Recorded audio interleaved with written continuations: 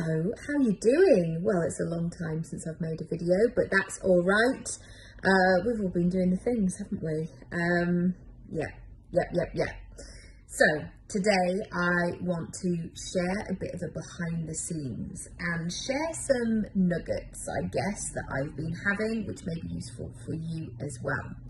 So I'm just going to start. I've really struggled over the last year. Yeah, there have been times where I've really struggled over the last year. But there have been times where I haven't, where it's been okay. But the thing that I wanted to make the point around, I guess, was the times that I've really struggled is when we haven't had structure.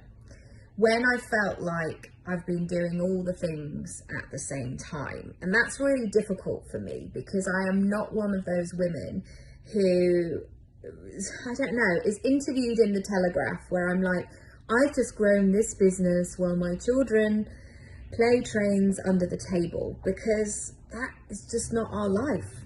And I've always really enjoyed those moments where I can work and I can do my creative stuff and my client work and my strategy stuff and my acting stuff and whatever it might be that falls under the umbrella of work. And then I can do family life and I can be present and I can have conversations with my kids and my partner without saying in a minute or, oh my goodness, we better get going because we're running late, and feel in that push-pull scenario, because for me that is really exhausting. It really takes it out of me.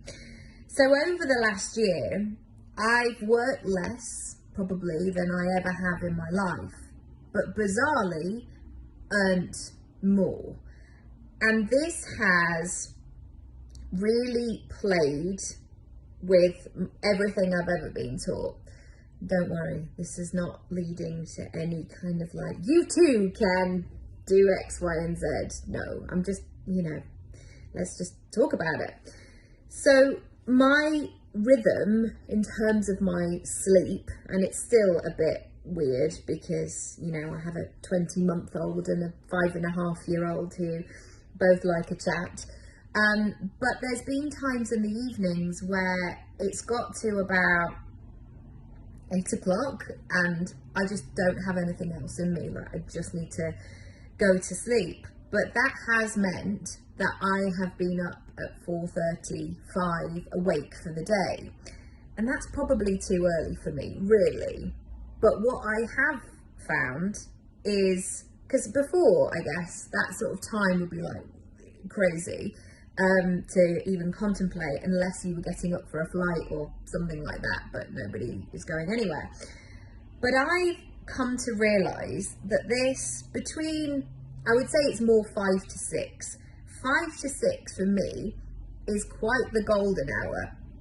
At that point, if I'm awake by about 4:45, I will go make a cup of tea, and if I'm having a lovely sleeping alone in a big king size bed, because Matt and I are trying to sort of tag team the nights a bit more, which was last night, so I got to have some proper quality sleep. So I go make a cup of tea and then I sit down in bed and get my big notebook out.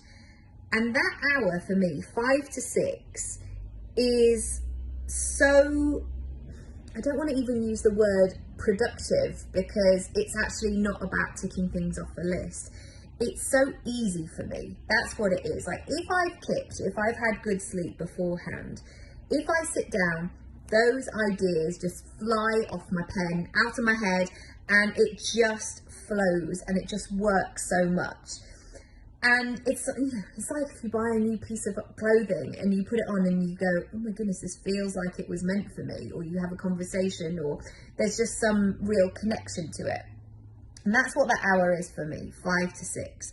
So by the time I'd kind of worked around going, actually, not only is it okay, again, permission, why do we do this all the time? It's okay to work 5 to 6. And that suits me actually, because my kids are usually 60% of the time still asleep at that point. I get that hour to myself. And that for me just makes me feel more centered. It makes me feel ahead of the game, not in terms of a competitive thing, but as in by the time my kids wake up, I can actually have a conversation. And I'm not in that kind of grump mode where I just feel like I've been shortchanged. And I mean, even I feel weird about talking about this because, you know, I want to be a good mum and I would never do anything. Sorry, this is getting all a bit confessional, but you can't pour for an empty cup, basically. So if I get that 5 to 6 moment, it's great. And I've realised what it does for me is it gives me that creativity that I need to grow my business. Now, 5 to 6 in the morning might not be your time. Yours may be, I don't know, 10 till midnight, after everybody's gone to sleep, and you love those hours. Maybe that's your time. Or maybe you have a great lunch and it's, you know, your afternoon session of 2 till 3, whatever it might be. But realizing when that is, and I guess drawing your awareness to what does your day look and feel like? How can you find that flow? And I know there are so many sort of productivity situations of working to certain times or doing certain things in a morning or leaving everything till a Friday or just doing this one thing once a month. And they are all really good starting points, but I always see those as templates, like, thank you so much for sharing that. Now what do I do? How do I tweak it to make it work? Because if you can really understand what makes you work and what's going to help you most, A, you can really utilize that time and that space, and B, you can perhaps get the support that you need, or you can start to have conversations. So, you know, my 5.5-year-old has one of those, I can't remember what the light's called. We call it Mr. Sun, but I'm sure if you have one, you know what I mean. But we have set that till to 7 o'clock now, and he would be in at 5:05 if he had a choice. But for me, in order to do that stuff, it's really important. And I want him to sleep a bit later because 5 to 5 is not the one for him. But understanding what I need has been really key to looking at how my day works and therefore noticing what actually grows my business. So actually one thing didn't happen before the other. I just started to really recognize, okay, what do I actually need to do and therefore prioritize to make my personal brand sing, and not actually sing, but to grow and to do what I need to do. And also, where are the gaps? Where is the dead time, essentially? Where's the time where I'm like, why am I doing this? Because it doesn't matter to anybody else. Where am I faffing?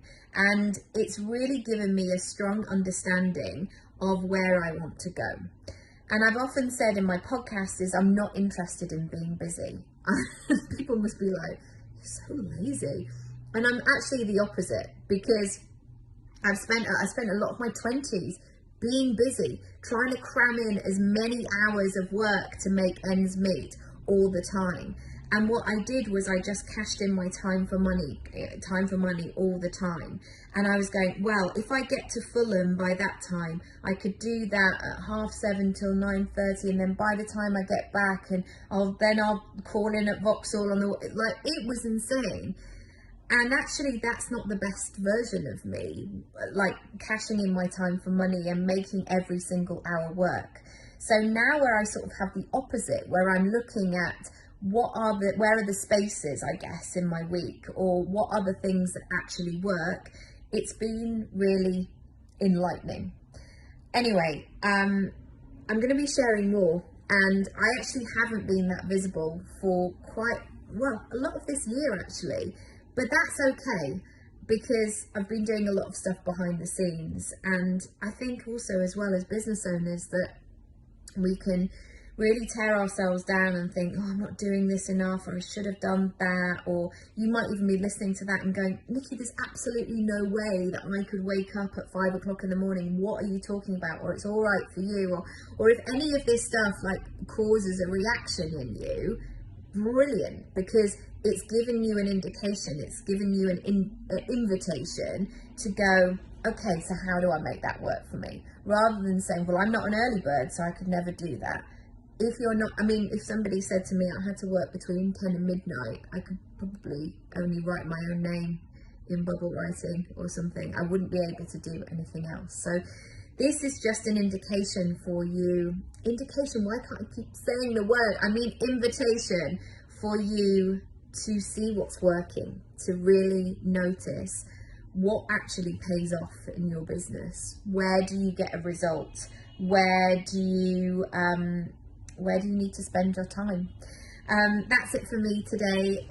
I'm going to be sharing a podcast every day in May called Everyday May Original.